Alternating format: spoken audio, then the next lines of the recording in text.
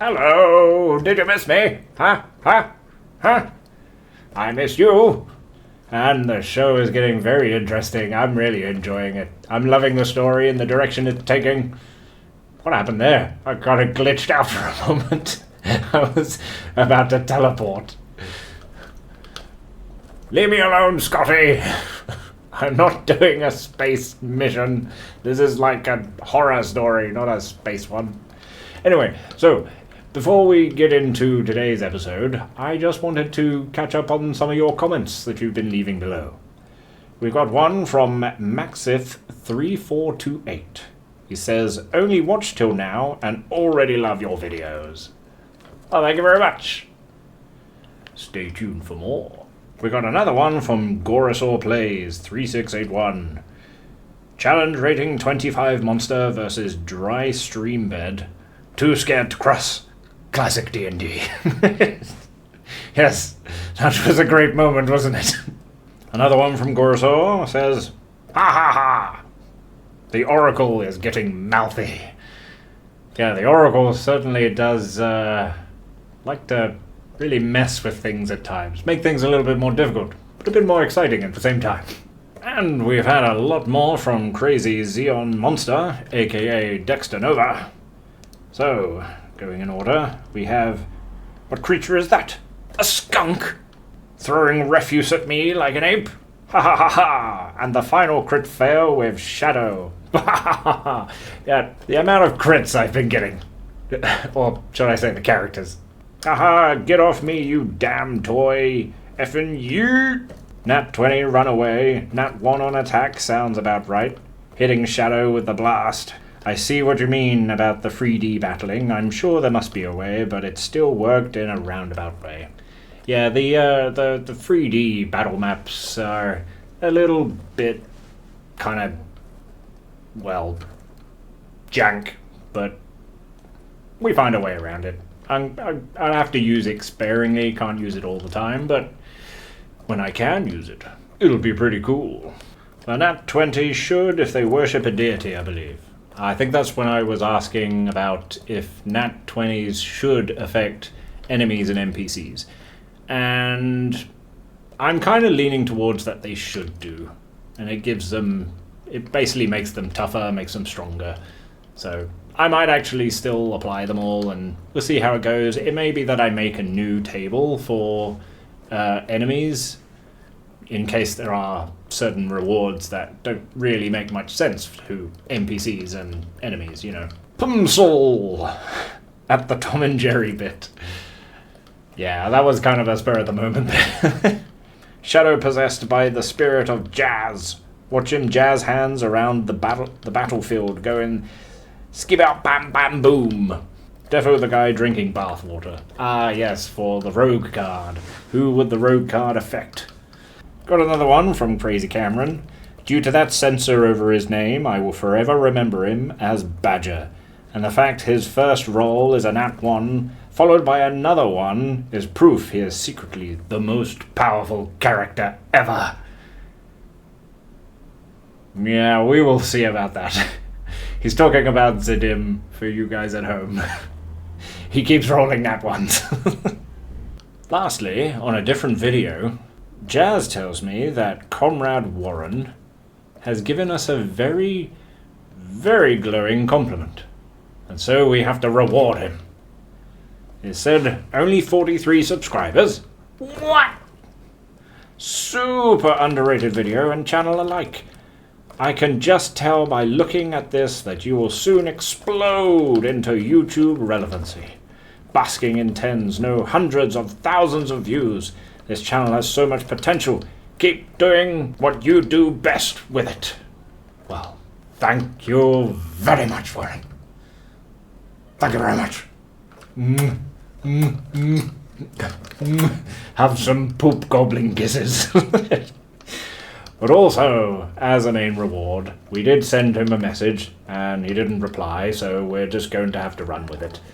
We are allowing him to pull a card from the deck of many things. I asked if he would like only good cards, or only bad cards, or maybe a mix of the two. He didn't reply. So, we've mixed them all together, and then drew a card. And the card that we pulled is...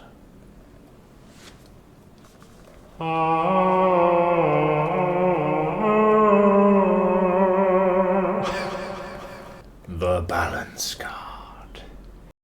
This card originally flips your player character's alignment from good to evil, from lawful to chaotic. However, we didn't think that was really interesting, or any good for that matter, so we've made it more powerful, more scary, more interesting. So you see, this card now affects everyone. Every NPC, every villain, every player character.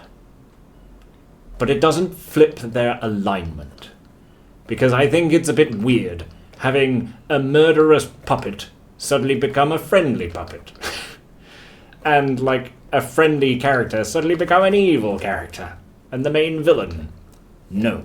Instead, their alignment roughly stays the same, but their desires, their wants, their needs, their emotions that they lean on more have been flipped.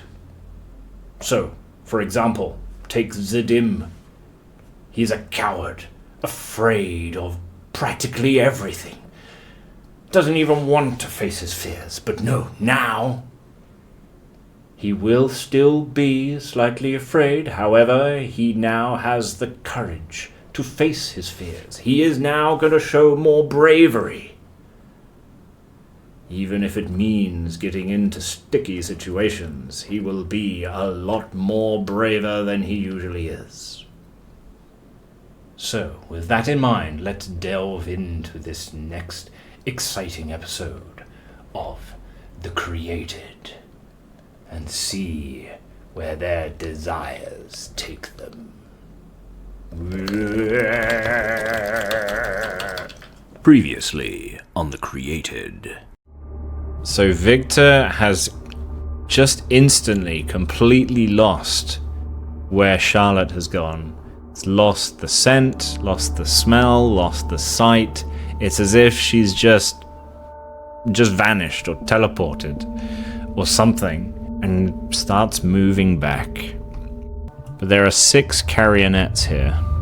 All of them are assisting each other to carry a large pitchfork as they charge down towards Victor. Get in! As Victor gets jabbed with these needles, one sinking into his hand and another sinking into the back of his leg. So the first needle that sinks into his hand causes him to flinch and release his grip on his sword, which causes the 2 carrionettes to then fall. And as he releases the sword, the carrionettes like ah! as they clack onto the ground. And the needle pings out of his skin and dinks onto the concrete floor. And that the needle there does not curse him. However, the one that's in the back of his leg, the carrionette holds it there and sinks it deeper, causing this ethereal thread to form and tie itself to his soul. With this burning stab into the back of his leg, it breaks Victor out of his frenzy, and he begins to come back to reality and calm himself down, as he now finds himself where he was once sleeping in the police station. Victor's face goes from pure bloodlust and rage into now exhausted fear. It's been a while since I last went back into recording for D&D as I was, well, not me, but I was locked away. Death Chicken was dealing with the whole curse thing, so I haven't been able to record anything myself due to being locked in a dungeon somewhere in like some dark pit, and being thrown into an oven and then being tied up and hung on the ceiling. I don't know. He was doing all sorts. I don't know. None of it was actually hurting me. It was just, I don't know. He must have been testing out different torture techniques. I don't know. I got the impression he didn't want to, like, murder me or anything. He was just messing around. I was just a guinea pig. So I just kind of went, well, I guess once Halloween's over, he'll be gone. I'll be back to my normal self again.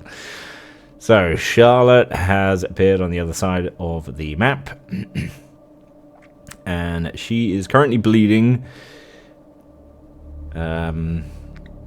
She shouldn't actually, if we're going by the actual rules, she wouldn't actually be bleeding. But I figured she'd been bitten 3 times by a vampire who's gone just insane, that I would assume that, you know, the marks would cause her to keep bleeding. So that's why I made her bleed. So we need to do a constitution check quickly for her to make sure that the bleeding has stopped. So we'll add this towards the tricks and the treats. Saving throw, we just need higher than a 10. It's not really a saving throw, is it? Or would it be? Would it be a saving throw? Because you're getting rid of, or is it just an ability check? I think it's a saving throw. It would be a saving throw. Go! A 17! The bleeding has stopped. And it's managed to sort itself out. She's running through the street. Never mind this blood splat here, just had to restart everything due to a car beeping. Here's the little clip. And now there's a car reversing, making lots of beeping noises, which I'm very sure the microphone's picking up. Okay, the car's gone. Right, can we...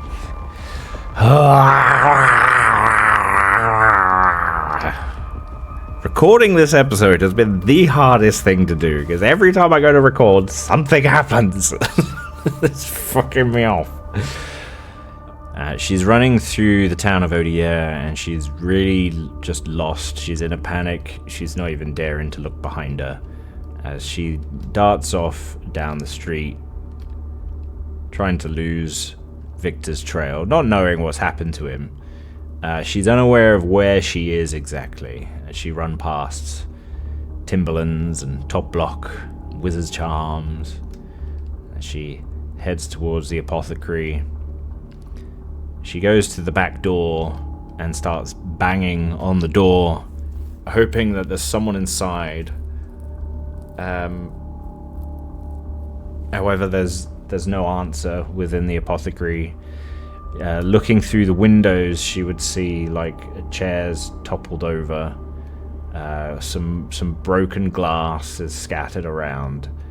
So she can only assume that, you know, there was some type of attack that happened within that shop, which much like what happened within the police station and everywhere else.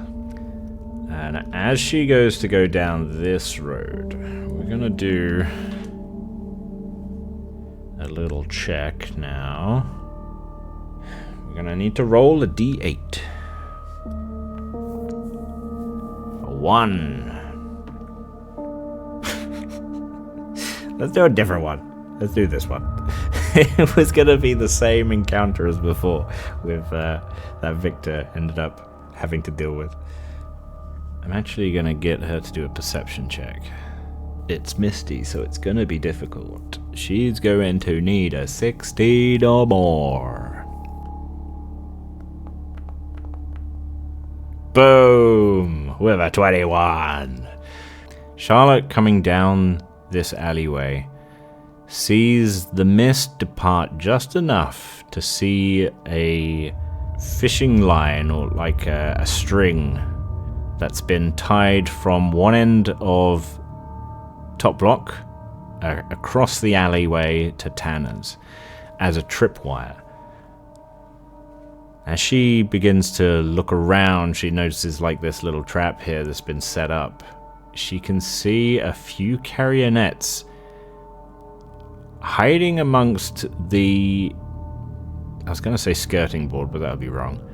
The guttering of both properties. Some of them even giggling to themselves and go... try and make themselves quiet.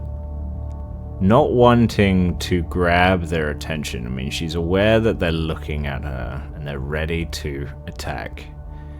She's going to make it look like she actually planned to do something else. So she's going to just rummage inside like a crate that's beside her, or like set a few bins and have a look. Make it appear like, oh, I couldn't find what I'm after. And so she's then going to walk off in the opposite direction. And her performance. Let's do a performance check. How good was your performance? Oh, that was almost a 1. A 14 is fine. That was almost a 1. And she's actually going to go down the side of this one, past the temple and blacksmith. As she comes out, she then sees a familiar sight. Standing in front of her is the alchemist shop that she had been to not too long ago, where she met Argon, the charlatan. However, she's willing to go for anyone's aid at this point. She needs healing. She needs somewhere to rest a bit, to gather her thoughts. She goes to the alchemist store, and to her surprise, the light is still on inside. The door has been blocked, however. With a few gentle nudges, she's able to push it open just enough so she can come inside. And as she does, that familiar little jingle sounds throughout the shop. She's not too worried as she then closes and re-blocks the front door, seeing a few dolls come running through the mist and with a child running behind them. She sits and rests to gather her thoughts, to catch her breath, and think what her next action will be. She's still wanting to leave the town. She just believes that maybe she made the wrong turn, went down the wrong street. She hasn't left the town yet, she knows that. And I'm actually going to have her look around the shop to see if there is some actual healing potions or any medikits behind the counter or anything. And the counter still has a big break and gash inside where Charlotte had previously broken the counter. I'm going to have her do another perception. I'm going to say at 10 or more, she'll probably find some like basic bandages. A 15 or more, she'll find like a lesser healing potion. And at 18 or more, she'll find a greater healing potion. 19! She finds a greater healing potion. And she will immediately drink that bad boy. I'm gonna slap that in. I don't feel like I need to... Yeah, here we go. Potion of greater healing. And that way I can read the rules and how much it heals for. Wait. It's an item. Did they not classify it as an actual item? Where'd it go? Did that not go into my thing? Oh, there it is. I couldn't even see it. It's like, where'd it go? Okay, so 4d4 plus 4. Can I just click this? Yeah! Those were really terrible numbers. Look, we got a 1, a 1, a 2, and a 4. Those are awful numbers. Oh god, and your crappy potions. I mean, he kind of made a healing potion. a quote-unquote greater. So what this actually was, because he's a charlatan, it was basically a lesser healing potion. He just labeled it a greater healing potion to make more money out of people. Argon, you poo bag. Okay, so that's gonna heal. Apply healing for 12. We're at 33. Not bad. Could have been better, especially for a greater healing potion. I hope you plan on paying for that. What? Who's there? Oh, it's you. I'm sorry. Yes, I will pay for that. Now. You will pay for that now. All I've got is 5 gold on me. 5 gold won't even pay for the damage you done to my counter. 5 gold for a greater healing potion. Are you kidding me? Do you know what it took for me to make that? I mean, and of course you don't. I mean, you have a complete disregard for people's shops and for their own property, and now, of course, you know, I do you a kindness and I let you leave. I let you leave without having to pay for the potion that you took earlier. Actually, if I remember correctly, which I do, you scammed me. Alright, I'll give you that. I was wrong. I did give you the wrong potion. So, I am willing to show you another kindness. I will give you a discounted price. So how much is this potion now? Oh, it's not really based on gold that I want. Okay. See, the price I'm asking for now is your life. Are you willing to give me your life in payment for the damages caused, for the embarrassment you've caused me, the disrespect you've shown me, and for drinking that greater healing potion? Well, no, of course not. Of course you're not. Of course. Silly of me. Well, it's too bad because I'm going to be taking it anyway. We now need to roll initiative. Because Argon is under the influence of the Rogue card. Dun dun dun. Yes, it was Argon who's been affected by the Rogue card. Had things gone differently with the direction of where Charlotte and Victor, and if they were both captured or whatever, I would have had Argon turn up maybe a bit later or turn up somewhere else, but the direction it led to his shop anyway, so it worked out. But yes, Argon is the one whose alignment has been flipped. Well, not his alignment, it's more that he now seeks revenge. He seeks to kill. I prepared for Giuseppe's toy shop, so we're just gonna have to use that. Here we go, we'll use this. It's more like a bedroom, but we'll use this because this is more the size of the shop is this grid. But there's no beds. I would say maybe there's a bed in the corner. Well, no, there wouldn't be a bed in the corner of the shop. It will be upstairs in the shop. Because it's not this big. So we'll use this one. Alright, so Argon, where's the counter? I don't know. We'll say the counter's in the toilet. No, wait.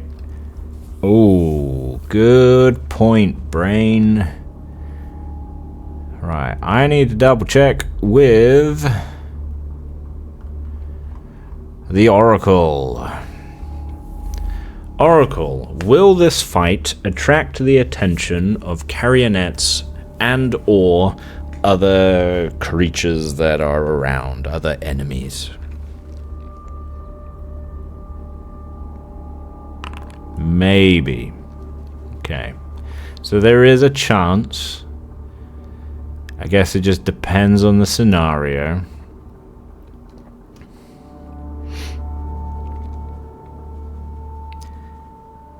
Should I, after 3 turns, begin rolling once per turn to see if, a creature, like the fight has grabbed a creature's attention.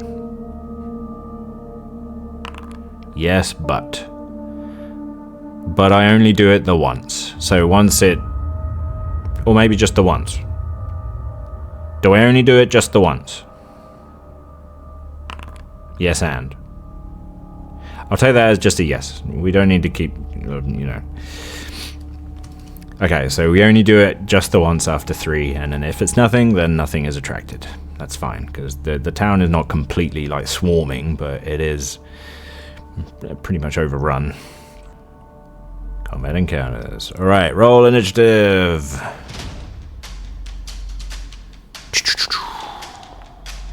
A 19. Argon. A 7. So Argon goes second. Alright, begin combat. Charlotte first. Charlotte will feel this strange sensation of protection that she felt when she was being bitten and attacked by Victor. A similar sensation that she felt actually inside the police station. And she is going to focus on that feeling and channel it through. Spending her action, this wisp of blue energy will slowly just form outside of her chest, as if coming from her heart. And it will gather in front of her as she summons a drake companion. As this ghostly drake will form in front of her. The same ghostly drake that protected her from Victor, and the same drake that hatched from the ghostly egg. As I can now reveal, she may or may not have seen earlier that Charlotte, aka Lashana, being the ranger that she is a Drake Warden. Your connection to the natural world takes the form of a draconic spirit, which can manifest in physical form as a drake. As your powers grow, your drake grows as well, blossoming from a small four-legged companion to a majestic winged creature, large and strong enough for you to ride. Along the way, you gain an increasing share of the awe-inspiring power of dragons. So currently, the companion is in drake form, doesn't have any wings, but at some point down the line, it will eventually become a dragon. To her understanding, it must have been once her memories were unlocked, and once she finally accepted who she was and that she is a Kalishtar, she knows who she is now. It brought forth this spirit to start manifesting and following her and helping her, and she even feels like a link and a bond to it. And she can sense, let's see if she actually does know exactly what this bond is. I would say religion, maybe religion. We're gonna go religion check of a 15 or more. Nope, that's persuasion. 15 or more. See if she knows the bond. With a 14, she gets a strong feeling that she knows this bond, but she just can't quite make it. The drake summons forth, materializes, looks over at Charlotte behind her, and then looks forward to see Argon in front of him, and he begins hissing, sensing the violence in Argon's heart and his intentions. Oh, with a nat 20, he gets to have a turn this turn. He summons forth and he's already on the attack with a nat 20. I mean, that's not really with Charlotte, the Drake.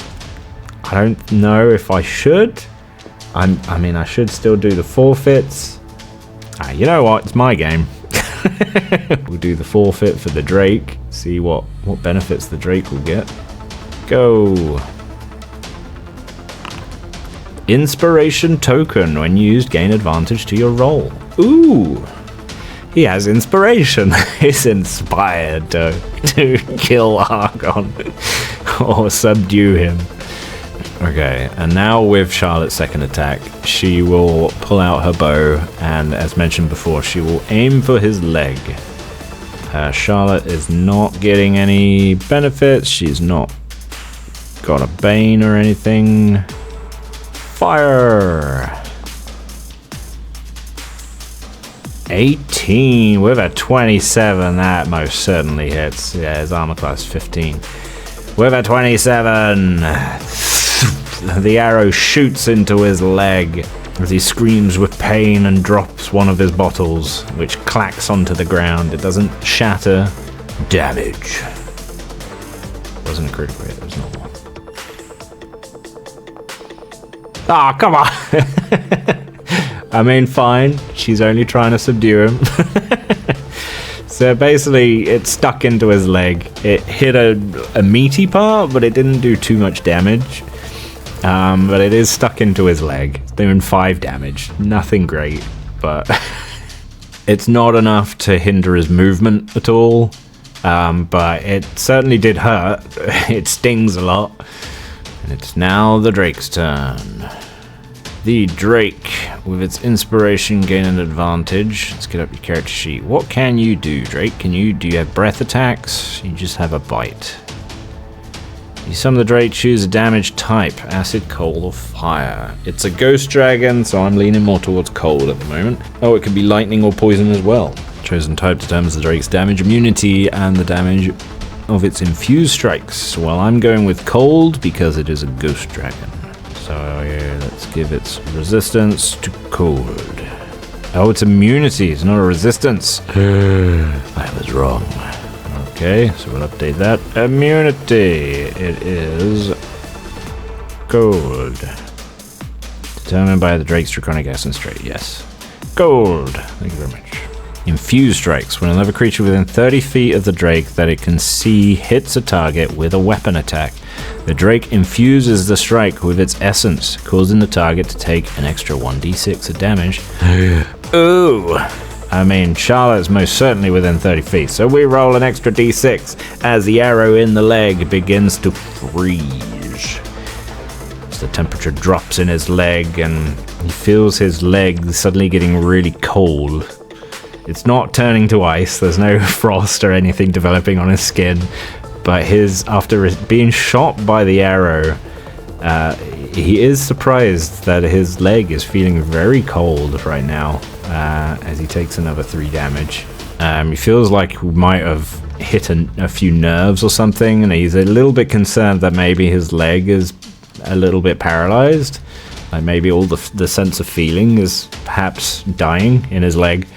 It moves 40 feet, and you don't fly because you don't have wings. So, 5, 10, 15, 20, 25, 30, 35, 40? Why is... because he wasn't in properly. There we go. And let's make sure Lashana is in properly. There we go. I'll put you there. Okay. The ghostly spirit sprints towards Argon with it seems more like it's gliding across the floor as it goes on the ground, and then as its legs are just slowly going back into another gallop, it continues its motion forwards as if gliding across the ground and through as its misty body swirls and forms into like almost a cloud and goes back into the ghostly Drake as it goes again towards Argon. Argon is a little bit freaked out by this image as well, as the cloud is now on him. It then forms back into the Drake, and this ghostly dragon's head is coming forward with a bite attack.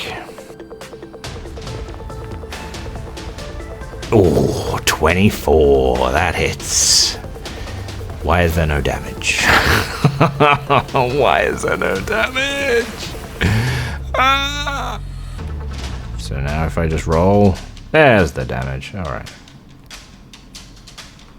Can this not be right at the bottom? Oh, nice! Full damage. Doing 12 to Argon. Has that already been minused? Ah, I then just hit apply. Oof! Oh! Wow! Argon went from practically full to practically nothing. The Drake Companion forming, materializing out of this cloud with its ghostly jaws, chomps down, like Argon's head goes inside the ghost drake's mouth as it chomps down over its head onto his chest and back before then going through his body, forming into like a mist, and then being sucked out of his body. It rematerializes back in front of him, but he felt every bit of that bite as it went through him, as it chomps down. Wait, would the cold damage also apply to the Drake Companion with its bite? Okay, so the Drake doesn't cause the cold damage, which is a bit weird. I thought it would do, but it's fine. It's also doing crazy damage in itself. Hang on, why are we doing +3 +3? 3 of that damage needs to be healed back. Oh god, because something's not right.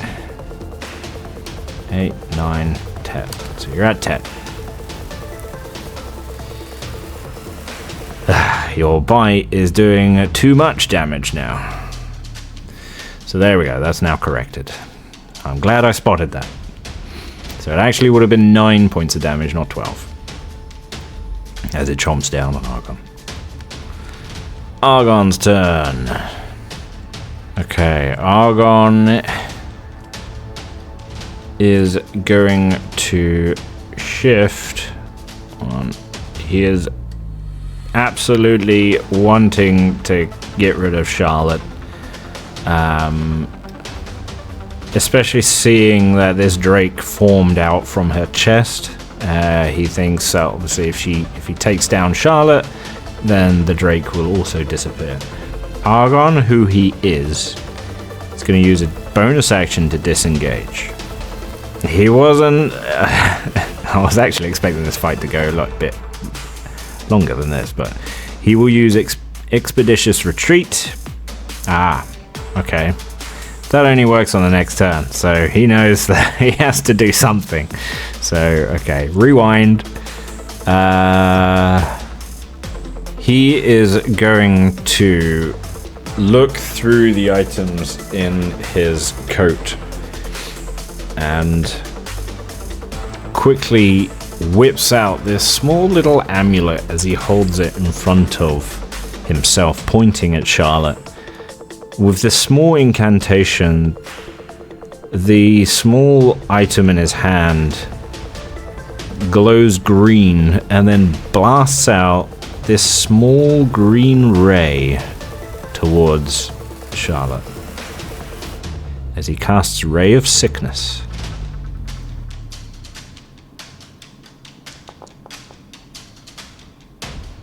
Oh, I didn't even give the Drake...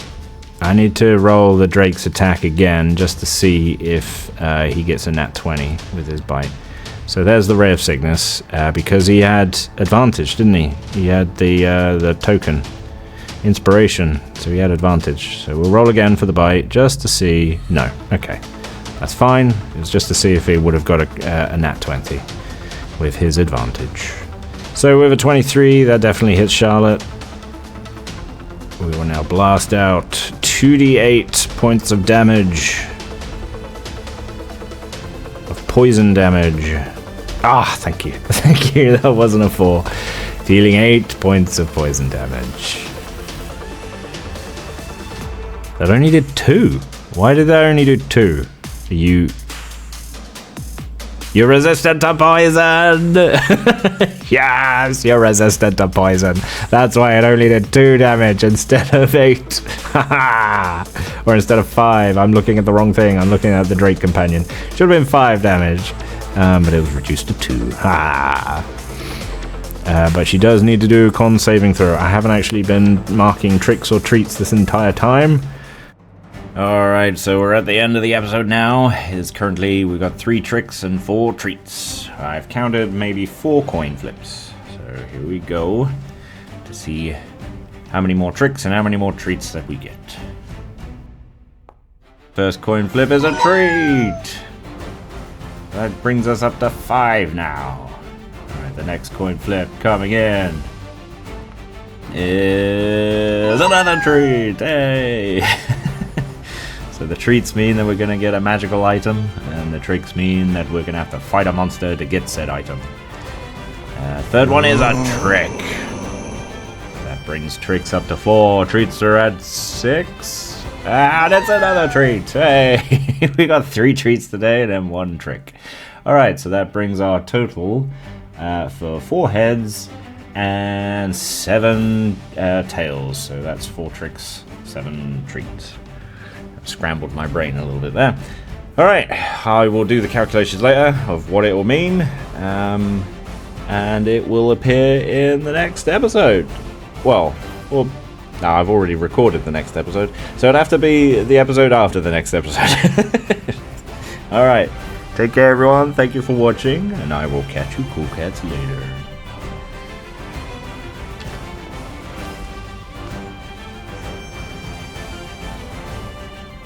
Hello. Ooh, almost pulled out the microphone. Where's my mouse? There it is. Bye.